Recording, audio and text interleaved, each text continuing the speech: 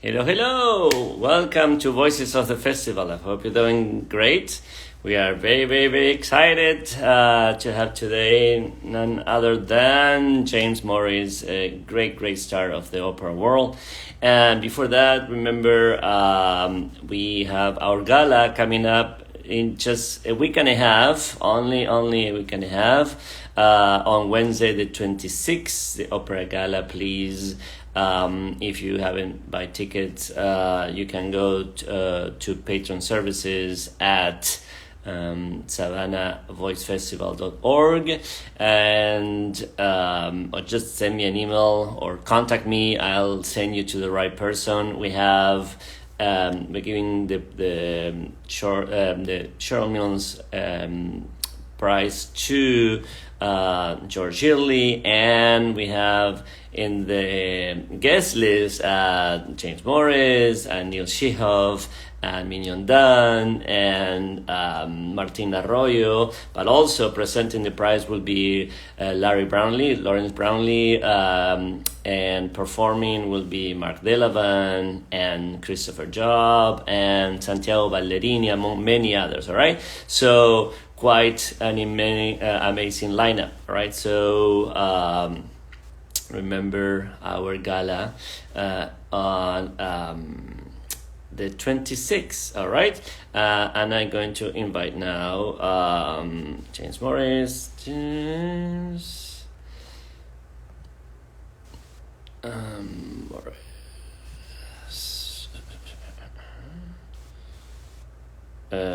I think it's JPMOR. It's 17. See the invitation popping up. We talk about that. There's a process, and he should accept that invitation and join us. Let's hopefully that works. So great. We have a lot of wonderful people watching. Let me invite again James.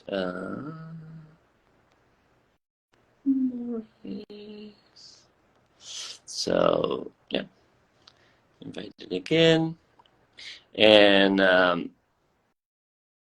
James, it should be a window popping up, and then you accept the invitation, and it should be there. And oh, there you are. He joined us. Perfect. And now, oh, yeah.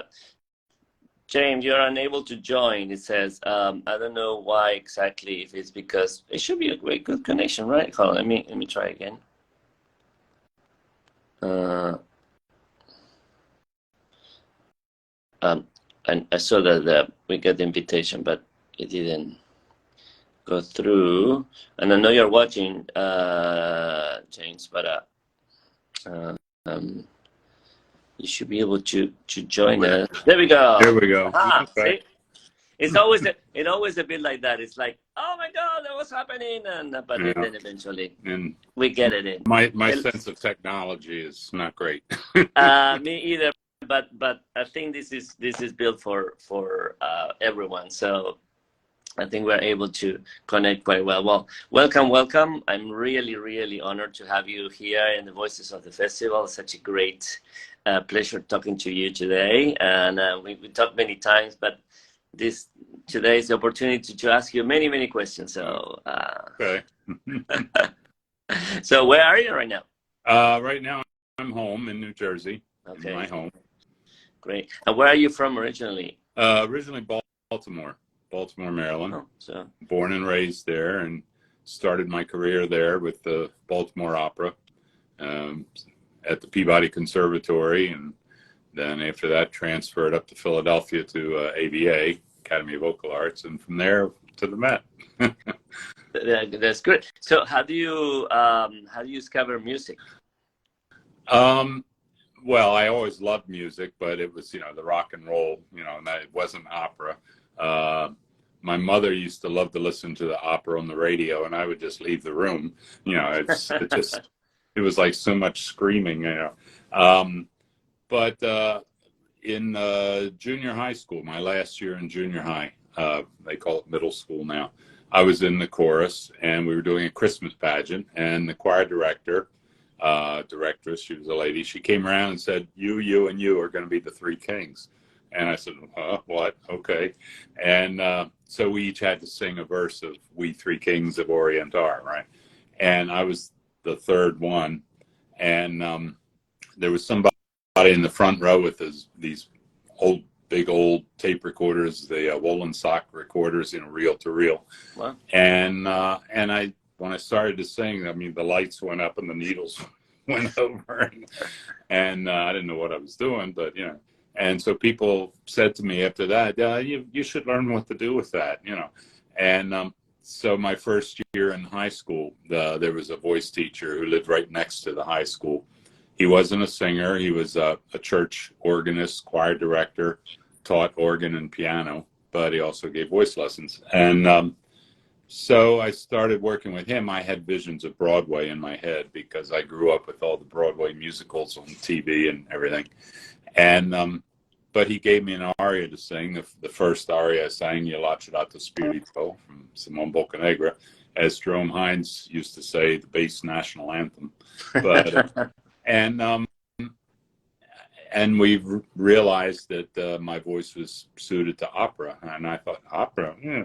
And then he told me the story of the opera, and he translated the aria for me. I realized, well, this is like, it's a play set to music. It's not something stupid. And so then I got hooked, and that's, things developed from there. I mean, that is a complicated plot to explain anyway. Oh, that, so no, I didn't get much. I mean, it's like, even now, it's like, what's going on here? But still, I'm glad that you liked the feeling of it. Did you, how do you feel like now with your many, many years of experience, how do you feel that you felt at that time? Meaning, my question is, how did it feel for someone that doesn't know anything about opera to sing opera? Well, it was something totally new, unexpected. I mean, I kind of knew what Broadway was all about, but I didn't know what opera was all about. So it was very interesting. And I was kind of a freak, in those days, somebody in high school, couldn't really talk about it too much with my friends. Okay. But no, I found it to be very interesting and kind of a challenge, I guess you might say. And yeah, so I'm glad I decided to go into it. That's pretty young, because that means that you changed your voice way before high school. Yeah. My voice dropped early on. All right. Right. No. And did you do just voice lessons during high school, or were you doing something more specific? No. Voice lessons while I was in high school, and after working with this teacher for a while, then I started studying with a teacher at the preparatory department of Peabody while I was in high school. And like we have at Manhattan, the kids come in from high school on the weekends, and so that's how it developed that way. And then when it came time to go to college, I'd always thought I wanted to be a doctor, and actually we had friends at Princeton University, and I thought, oh, Princeton, yeah. And but some of the people there, the teachers there, the coach of the Princeton lacrosse team wanted me there. He and my dad knew each other really well, and I used to spend my summers at a summer camp up in New Hampshire that was owned by this guy who was the head of the Princeton lacrosse team, head coach. And so, hey, I thought I had an in with Princeton, but then the grades got in the way. Oh, okay. The SATs were not the greatest. Anyway, so I went to University of Maryland at first, and I was there for 1 year, and really wasn't getting what I needed. And then I transferred up to the Peabody Conservatory in Baltimore. So when you went in the university, were you doing music already? Yeah. I was taking voice lessons there. I was a voice major, music major. They actually, that was a new thing for them. We're talking 1965, 66. They had never given a voice scholarship before. And they thought, voice scholarship? No, yeah, well, okay, sure. And they gave me one.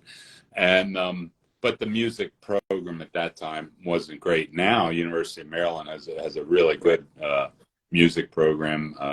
I know several of the teachers there. They have wonderful facility there, their fine arts building. And but in those days, it was in the beginning stages. So after a year, I transferred to the Peabody Conservatory. By this time, I knew music was what I wanted to do.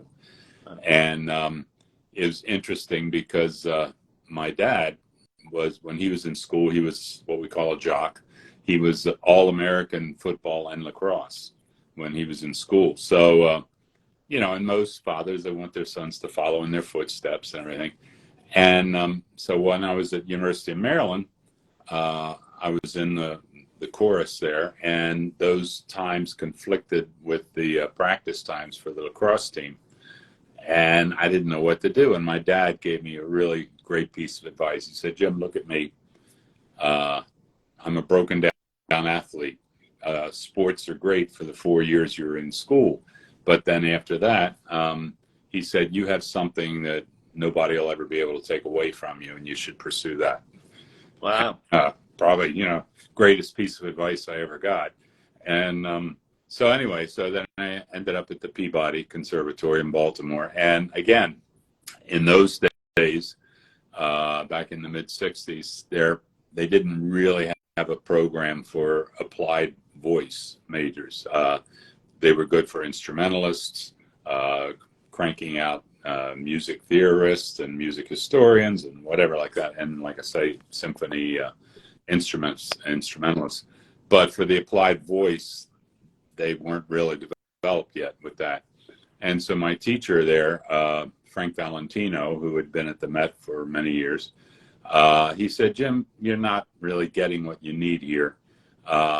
Let me take you up to Philadelphia. I have a friend who was at the Met with me when I was there, and he teaches at the Academy of Vocal Arts in Philadelphia. So he took me by the hand. We went to Philadelphia, and I auditioned there, and the teacher was Niccolo Moscona, very famous bass at the time.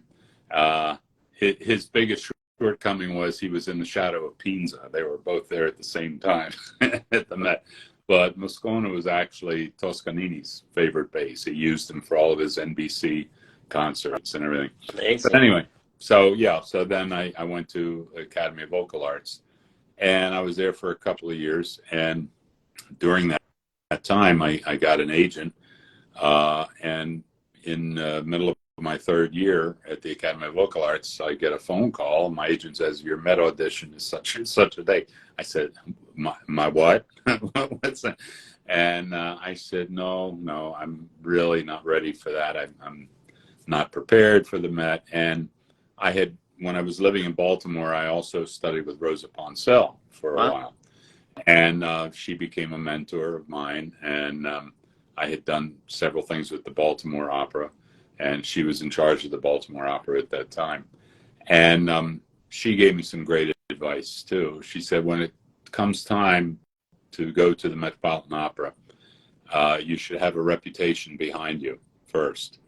Because if you go there just out of the blue without a reputation and don't have any control over what roles that you're going to sing, they'll do one of two things. Either they bury you in little bit parts, third soldier from the left or whatever, and you never get away from it.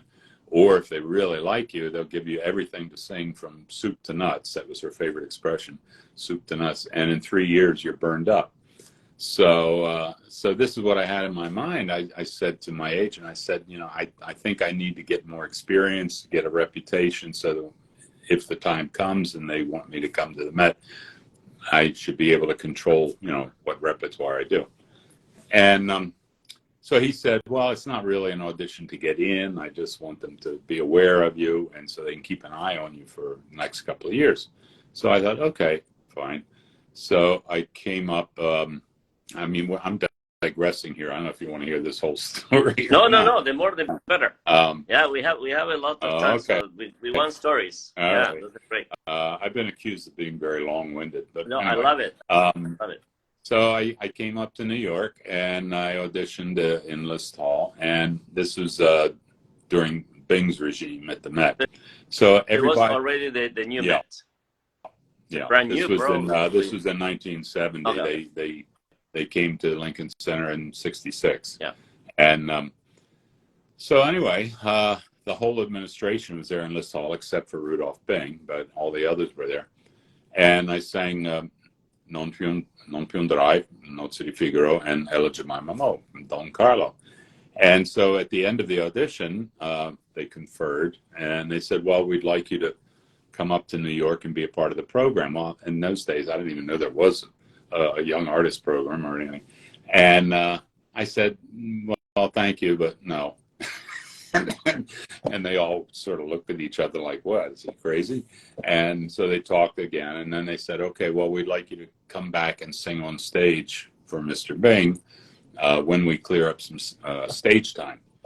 And so I thought, oh my, and they said, when you come back to sing for Mr. Bing, we'll ask for 2 arias. We'll definitely want to hear the Non più un drai, but we won't want to hear the Don Carlo. It's too long, and it's a shame. And I said, okay. So I went back to Philadelphia, and in the next couple of weeks, I learned like 3 or 4 arias. Now, this is where stupid youth comes in. You're going to learn arias and sing them for the first time on stage at the Met for an audition. Yeah. That was not a good idea. Anyway, so I worked on a couple of arias. So when the day came, I came up to New York the night before, stayed in a hotel, got up the next morning, went downstairs, had breakfast, came upstairs, threw up my breakfast, and then, yeah, I was scared to death. So my teacher from ABA, Niccolo Moscona, he lived right across the river in Union City. So I called him and I told him, what was happening. He said, Jimmy, stay where you are. I might take you in a paper bag to the Met. So he came and he picked me up. We went into the Met. When we walked in the stage door, I heard this voice over the speakers. It was Siepi, Cesare Siepi, who was my idol. Of course, I couldn't tell Moscona this, but anyway, I said, oh my God, I got to see this man.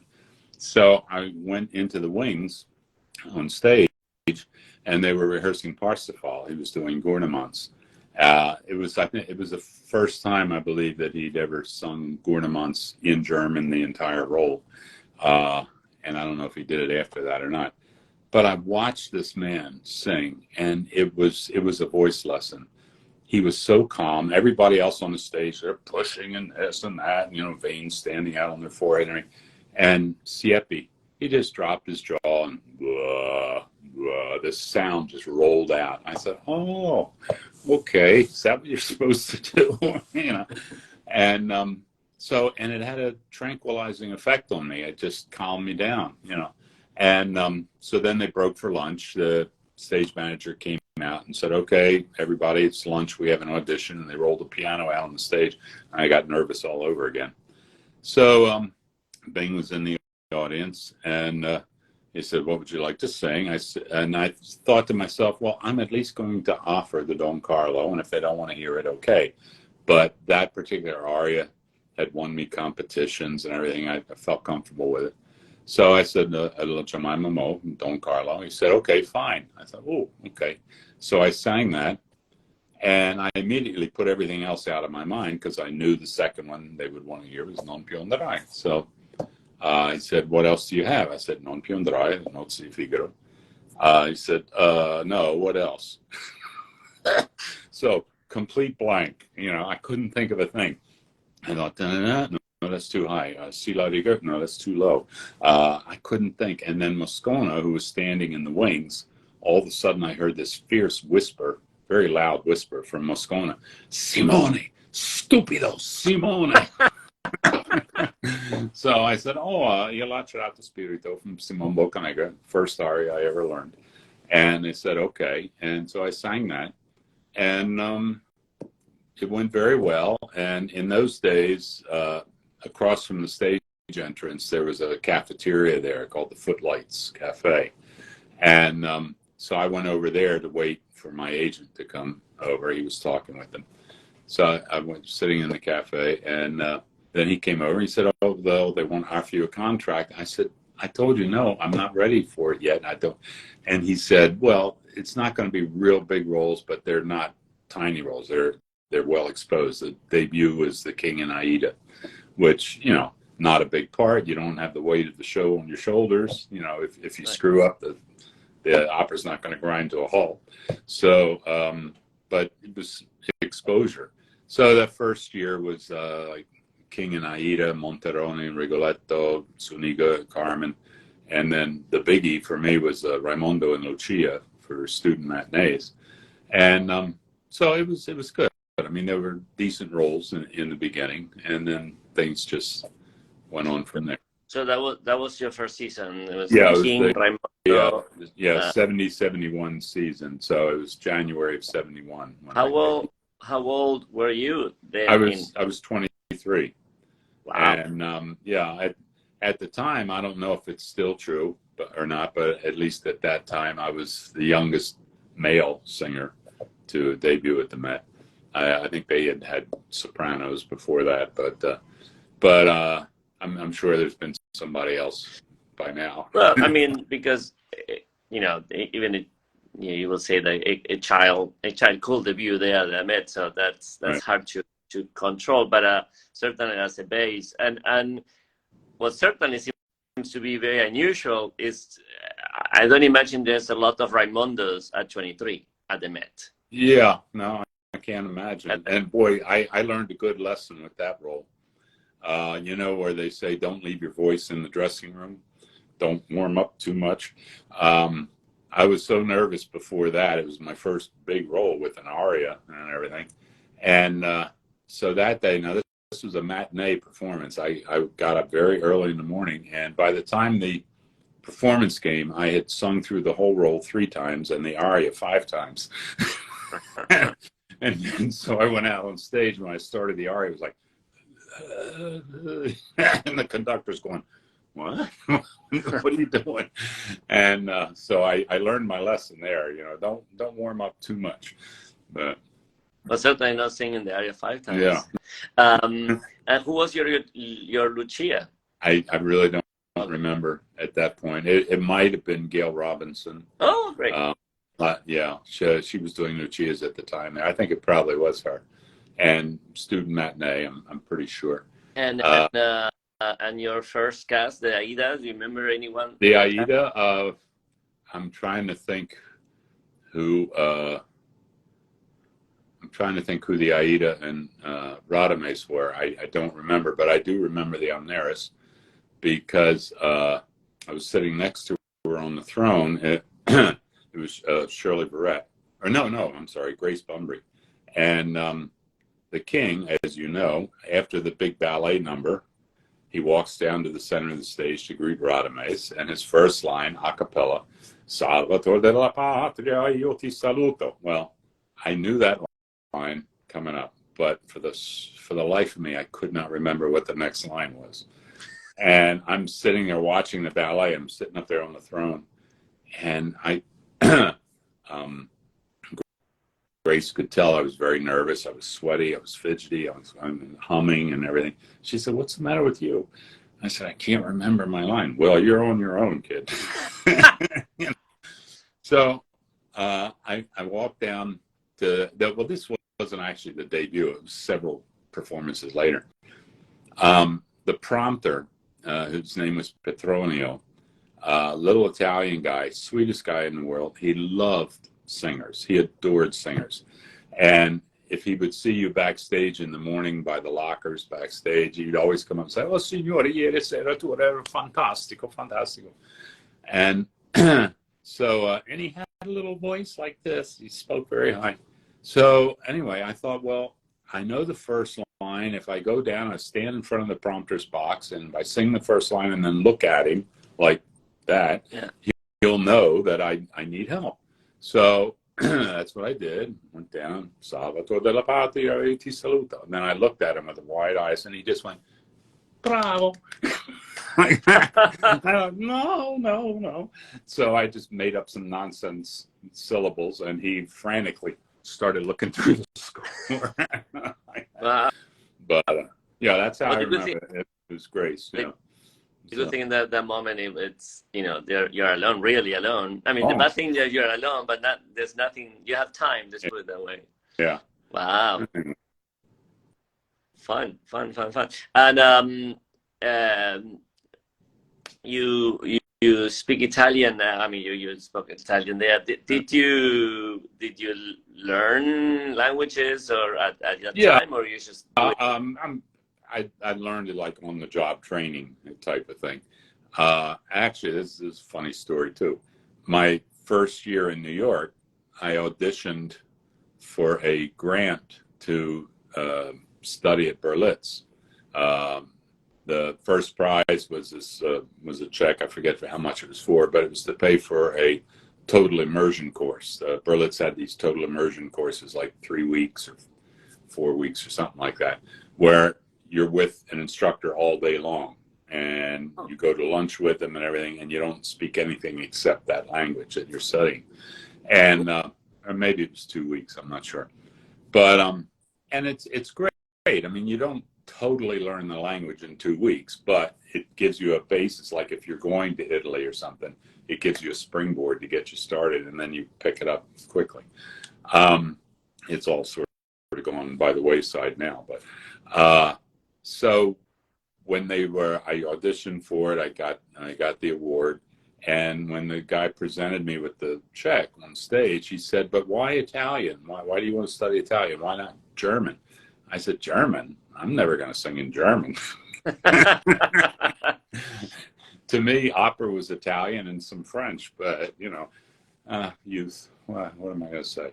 But although your first experience at the Met, but the second one was Siepi singing Parsifal in German. So right, yeah, interesting. there you go.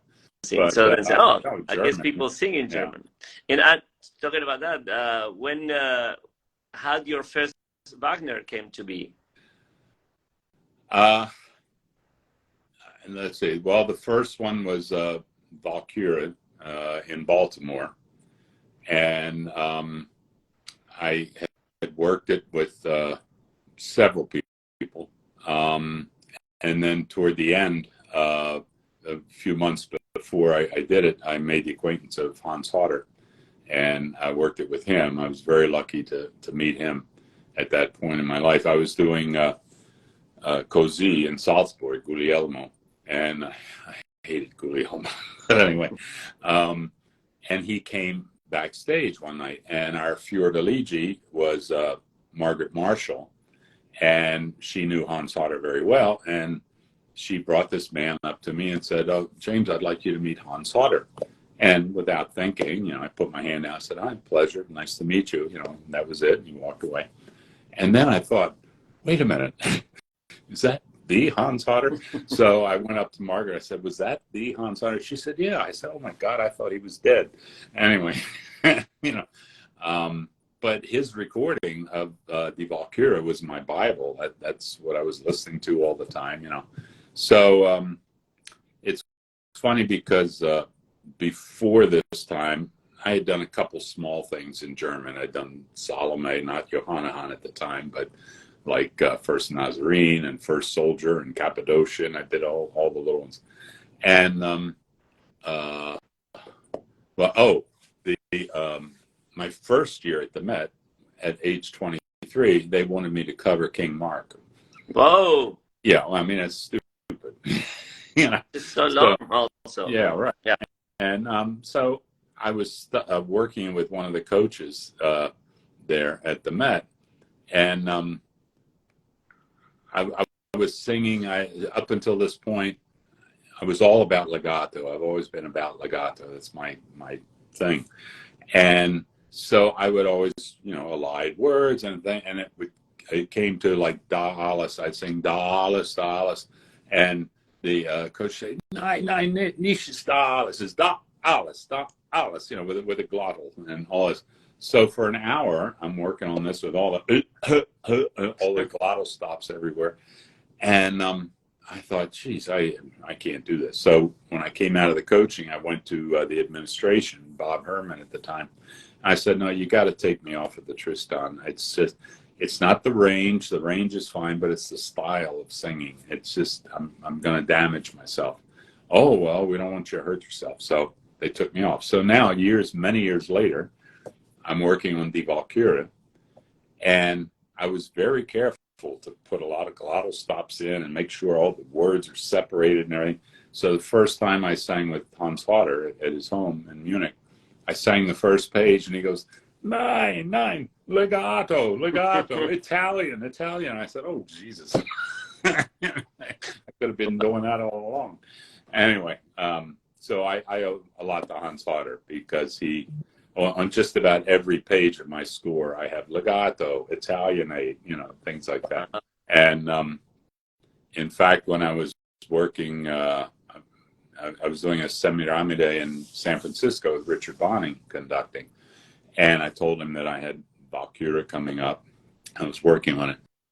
And at first, he was very hesitant on the idea. He said, oh, well, if you start doing that, you won't be singing this stuff anymore. The Semiramide, Coloratura, stuff like that. And I said, no, I think I'll be okay. But if I find I can't do it, then I won't do the German, because I love the Italian. And when I told him I was working with Hans Vater, he said, oh, well, if you work with Vater, then that's okay. He was the softest of the Wotans. And by that, he didn't mean dynamically. He meant the style, the legato singing, Wow.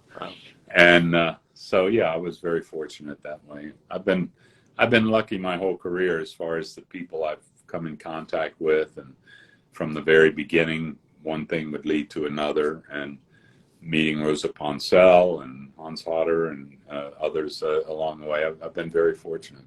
That's fantastic. And how your first ring came to be? Yeah, well, I didn't want to do them all at once, all the things at once. So the first one was Die Walküre, like I say, in Baltimore. And then the second one I did was in San Francisco. I added Rheingold to the Walküre. And then after that, in Munich was my first complete ring, where I added Siegfried to it. So that's where I first did Rheingold, Walküre, and Siegfried together. But how it came about, how I began to learn it, was interesting. Several people had told me that I should start studying Wotan. And I thought, And I wasn't convinced, And so I'd start looking at it, and I made the mistake.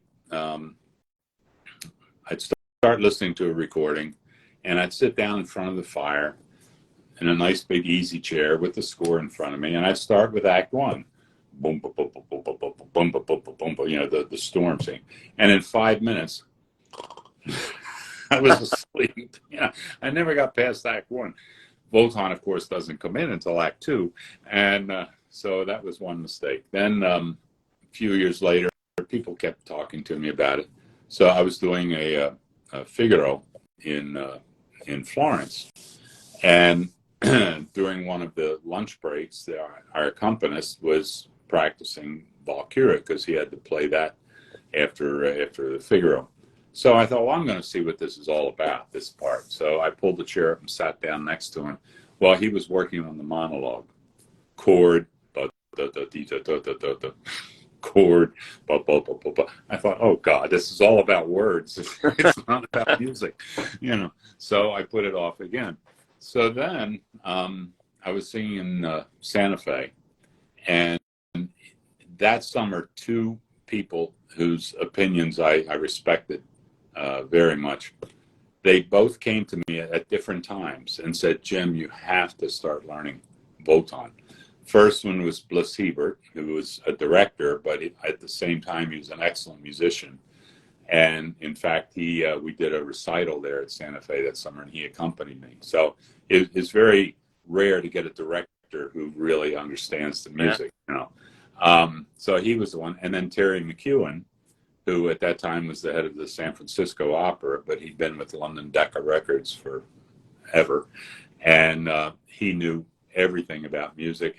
He knew all the singers and everything, and he was another one that said, "You really have to get into this." And he said, "Let me give you some advice. Don't start from the beginning. Start from the ob sheet at the end. Get that under your back, and then work your way backwards." And I did. As soon as I heard the op sheet, I was hooked. I thought, I got to sing this. I have to sing this. And also too, he gave me a very good incentive.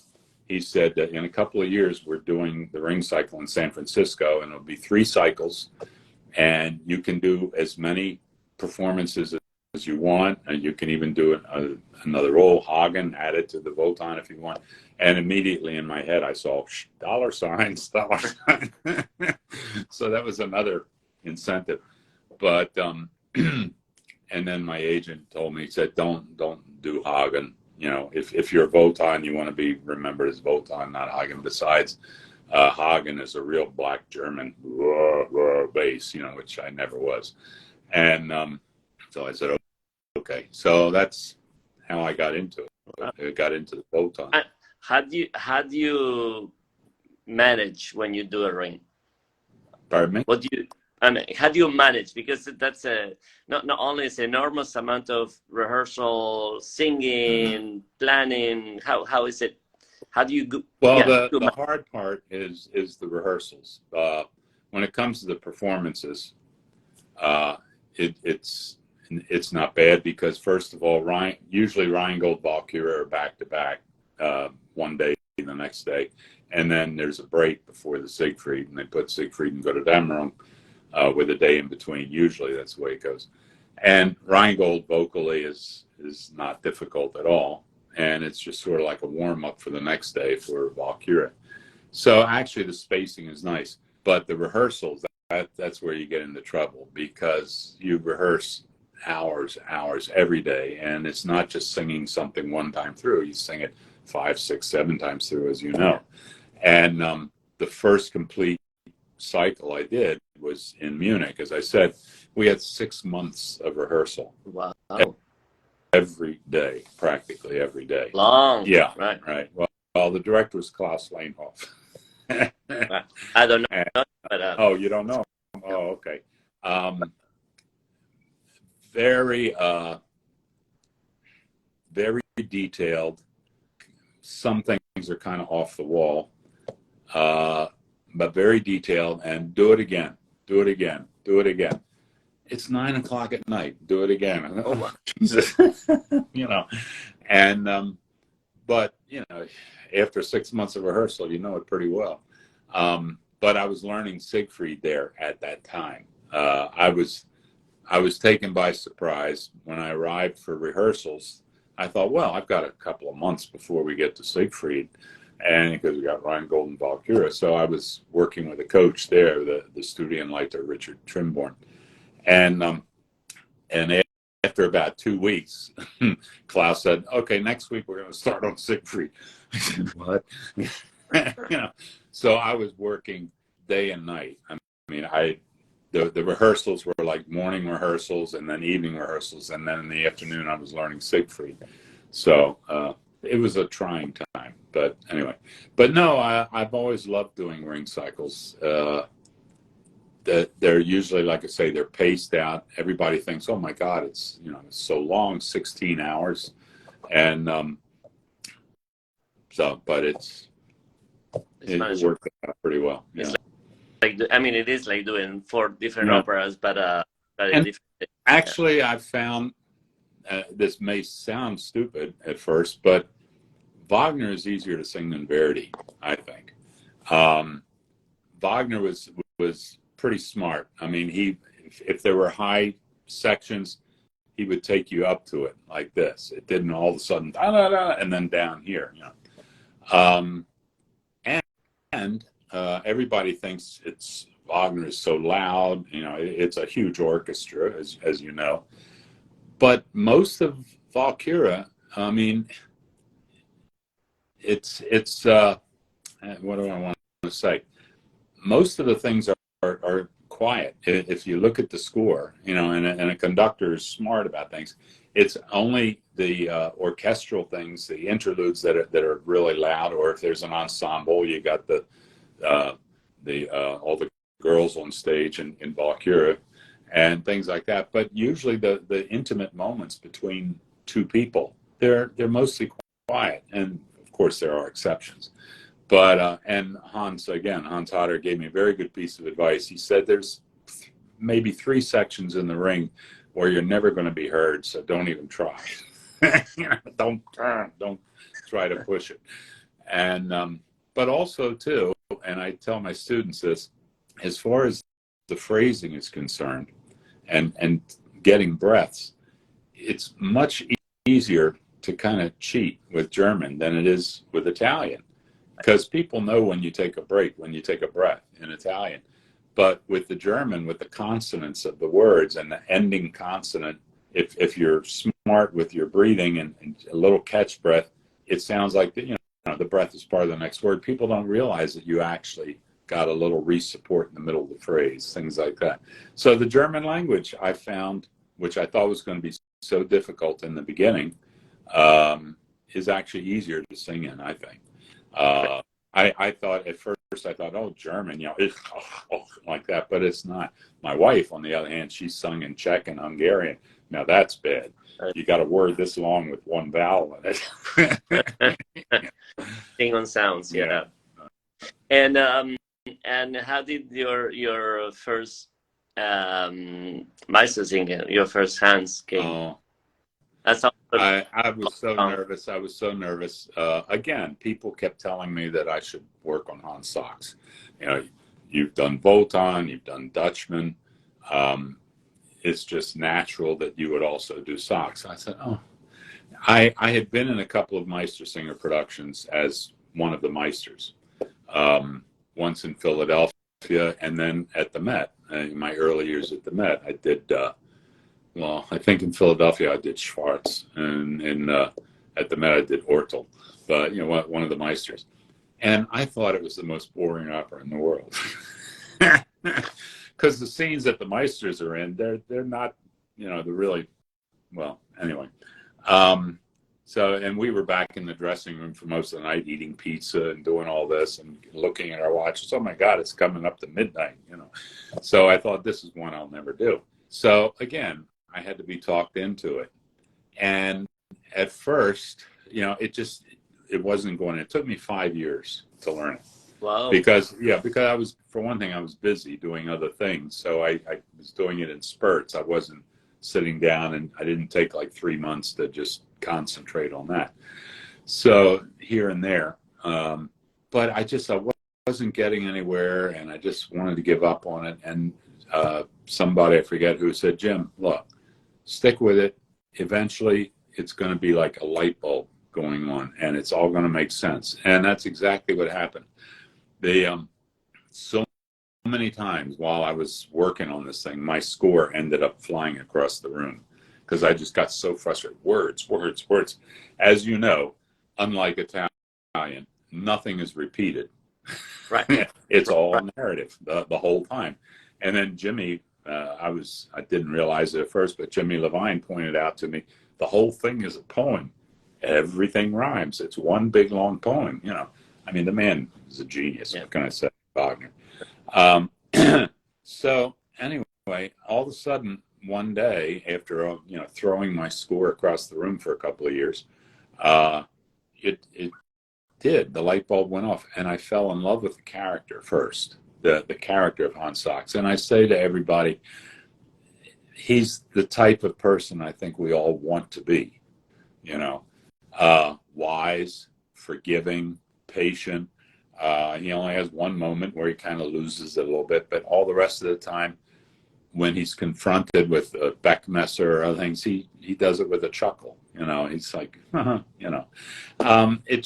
he's such a wonderful person. And then the music is just, there's nothing in Meistersinger that I would cut. Well, maybe part of David's aria I might cut.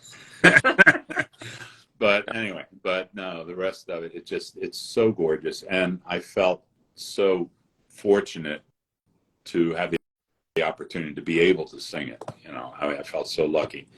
And so, you know, no, after 5 years, so finally, the Met performance was looming. It was coming up, and I was told that it was going to be televised. Oh my God, my first Hans Sachs, I'm going to look like a deer in the headlights, you know. So I went to Lotfi Mansouri, who was the head of San Francisco at that time. And I said, Lotfi, I got Meistersinger coming up at the Met. I don't know, it's next year or 2 years. I said, is there any chance we could do it here first? You know, he said, yeah, sure. You know, in those days, things were different in those days.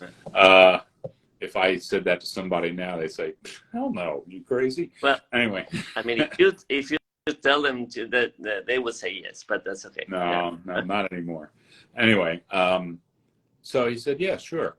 So he put this thing together, and at first he was going to direct it, but then he pulled out of it. He didn't direct it. So he brought somebody in from Germany. Oh God, I forget his name. Hans something. I forget his name. And he was wonderful. Very old school. Nothing crazy. Nothing off the wall. Just very traditional. You know. And I get emotional every time I tell this story. But this is one reason why Sachs became my favorite role. I said to Lotfi, is there any chance that I can come 2 weeks earlier than everybody else, 2 weeks before the official rehearsal time begins, and work with the director so I get all my mistakes out of the way before everybody else comes? And he said, yeah, sure, I can do that. Because I'm one of these people that no matter how well I know a role, the first few days of stage rehearsals, until my feet know where they're going, my words just sort of go here and there and everywhere. So he said, yeah, we can do that.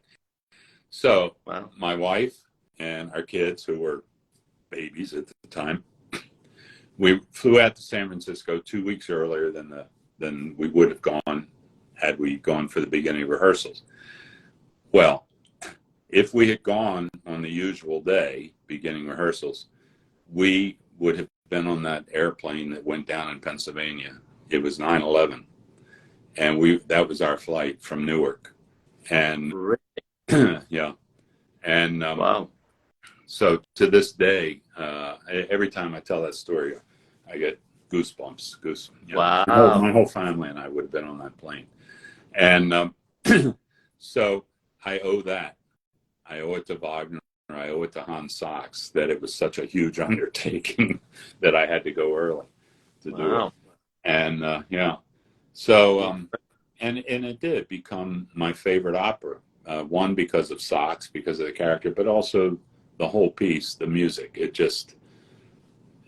I hate to sound like one of these Wagner nuts, but Wagner gets under your skin. Yeah. It really does. It becomes addictive. And we went to see Lohengrin a couple of weeks ago, the last performance of Lohengrin. I've always loved Lohengrin. It's been one of my favorites, but I'd never actually seen the whole thing. I'd seen bits and pieces here and there. So we went to see the whole opera with Bachala singing. Fantastic. And I could listen to him 24 hours a day. I love him. Sure. Yeah, he's a terror on the golf course. So I played golf with him one time. We were on the same team, and I was not playing well, and he was a little annoyed. He takes his golf very seriously, and he was not happy with me that day. But his wife was on the team as well, and she's a very good golfer, and she was very sweet. She was very patient. So. That's amazing. And of all the many productions, experiences, recordings, anyone specifically, or a couple, but it doesn't matter, but anyone that comes to your mind for whatever reason that you want to share because it was a special event, amazing cast, just a piece, something, anything? Well, my two favorite productions, both at the Met, The Ring Cycle and Meistersinger. Those two productions were unmatchable, really. both with Otto Otto Schenk and Schenk, Levine. right? Yeah. And Gunther Schneider Simpson designing the sets. And yeah, those were the high points, and I'm so lucky to have had those. There were others. I mean, turning points in my career. Don Giovanni was a turning point. Faust was a turning point. I fell into that back in, again, it was in the 70s. Norman Traeger was scheduled to do a production of Faust in 3 cities, the same production, and he was the only one that remained the same in the cast. And he died. And I said at the time, I said, "Oh God, I feel sorry for whoever they asked to step in for him, because you can't replace Norman Traeger." And 2 days later, they called and asked me. I thought, "Oh God," and I had to think about it. But it was a huge break, and my favorite operas have changed from time to time. For a while, it was Faust that was my favorite, and then became Don Giovanni. I mean, who doesn't want to play Don Giovanni, you know? And then really the Wagner, the Ring, and the Meistersinger. But having done other productions of both of those things really made me appreciate the Metz productions the most. And yeah, those are my two, I would say, two favorite things in my whole career. Yeah. Okay. And in, I mean, you certainly have even already in this 50 minutes that we talking, it was already very telling your care, your smarts, and your watchful eye in your career. So you were very, if anything, you were always trying to pull back and take a step before, instead of getting anxious and saying more. That was kind of drilled into me by Rosa Poncel. She says, "Don't go too fast too soon." And of course, it was easy for her to say that, you know, coming from the 40s, 30s and 40s and all, before jet airplanes and income tax and everything else. Right. Nowadays, you know, people want to be here and there and everywhere. I mean, look at Placido. My God, you know, he's a different place every night of the year. I told him one time, I said, "Placido, you're like a shark. If he stops swimming, he dies. But he always has to keep moving." And yeah, and that's the big thing that I tell my students now, that don't get carried away with that. You want to have a long career. You don't want to have your career over in 10 years. And my base students too, I said, you know, you don't want to sound like you're 40 when you're 23. You know, you keep your voice light as long as you can. It'll naturally get darker with age. And but everybody wants to get there now. So, you know, but yeah, no, Rosa was very instrumental in getting me to calm down. So. And now that talking about your students and your teaching, now that you're teaching a lot, and how has that changed your view of things? What do you discover with your teaching? Well, you know, they say that the best way to learn is to teach. And a lot of the stuff I did, now I had several teachers, and I take a little from one and a little from somebody else. But really, none of the teachers that I had had a good vocabulary as far as, you know, what to do. And so a lot of the stuff I thought up myself, and it just sort of happened. And when I started teaching, that's when I had to sit back and say, well, now what is it that I do here, and what do I do there? And so I've learned a lot from just being a teacher. But also too, I feel, having made a lot of mistakes, and I'm the first one to tell my students, now don't do what I did here. You know, I approached this note wrong, and do as I say, not as I do. You know. Wow. So I'm still learning because of that, and hopefully I can help some people avoid some pitfalls. Some of the pitfalls. We didn't talk about my pitfalls so today, but there were some, and so if I can help somebody avoid those, that's what I feel like a teacher should be doing. So But that's, I mean, amazing, amazing. How do you call it? Staples of your career that are the paradigm of anyone of the history of opera. So you are an example in every aspect. So it's Oh, fantastic. you're very kind. Thank you. Thank you.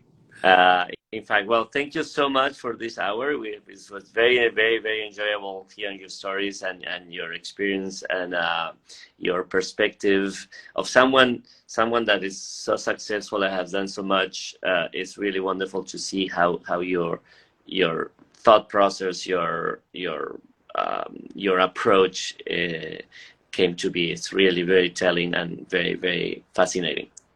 Thank you very much. It's been fun. Thanks. Thanks a lot.